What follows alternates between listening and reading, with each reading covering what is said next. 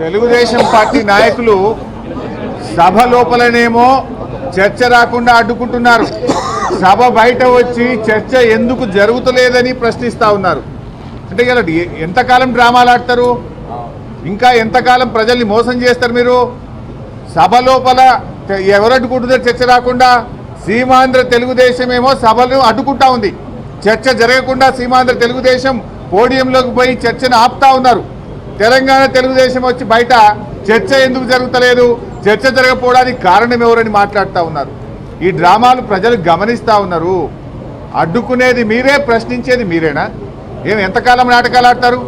ఎంతకాలం ఈ డ్రామాలు చేస్తారు? చేతనైతే సీమాంధ్ర తెలుగుదేశం పోడియంలోకి పోకుండా మీరు అడ్డుకోండి. ఫస్ట్ సీమాంధ్ర తెలుగుదేశంను కట్టడి చేయండి, చర్చ జరిగే విధంగా చూడండి. అప్పుడు మనం ప్రశ్నించేటువంటి అవకాశం ఉంటుంది. ఈ దొంగ నాటకాలు కట్టి పెట్టండి అని చెప్పి తెలంగాణ తెలుగుదేశం నాయకులు హెచ్చరిస్తూ ఉన్నాం. ముందు మీ ఇల్లు చక్కగా చేసుకోకుండా మీరు కేసీఆర్ గురించి మాట్లాడే నైతికత మీకు లేదు అని చెప్పి తెలంగాణ తెలుగుదేశం నాయకులు నేను హెచ్చరిస్తా ఉన్నాను ఈ సందర్భంగా.